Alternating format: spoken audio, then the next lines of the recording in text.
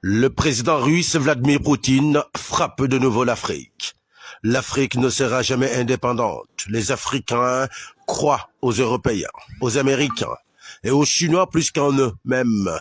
Ils ne se font mutuellement pas confiance. Les ingénieurs, les technocrates africains ne disposent pas de plateformes pour pratiquer ce qu'ils ont étudié pendant des années à l'école parce que les États et grandes sociétés africaines embauchent plutôt les Chinois pour construire des routes, des écoles, des stades et hôpitaux pour eux-mêmes.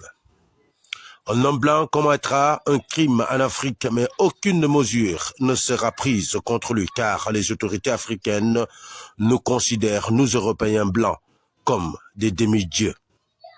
Loin de la vérité, un homme noir peut être enlevé en Europe, harcelé et même tué.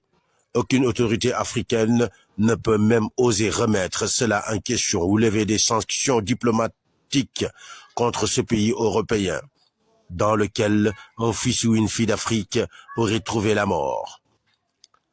Les Africains se présentent comme des personnes faibles, sans espoir, en particulier lorsqu'ils traitent avec les Européens, les Américains et les Chinois. Ils sont leurs propres ennemis.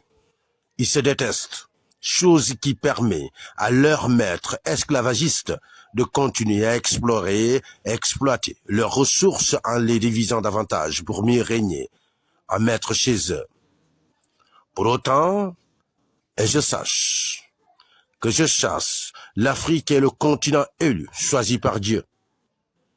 C'est un continent béni et il est temps que les Africains se rendent compte qu'ils sont nés dans un endroit où les Américains, les Européens et les Chinois aimeraient être, d'où cette jalousie à l'égard des Africains. C'est pourquoi tous les jours, Européens, Américains et Chinois orchestrent et financent des guerres en Afrique, puis créent des maladies dans leurs labos en Asie, en Europe ou en Amérique, dans le but d'exterminer davantage les Africains.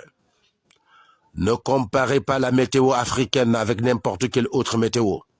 Le sol africain peut nourrir toute l'Europe, l'Amérique et l'Asie pendant des centaines d'années, mais leur problème n'en est que leur leader politique. En ce qui me concerne, leur meilleur président a toujours été Kadhafi. Êtes-vous d'avis avec le président russe? Wait and see.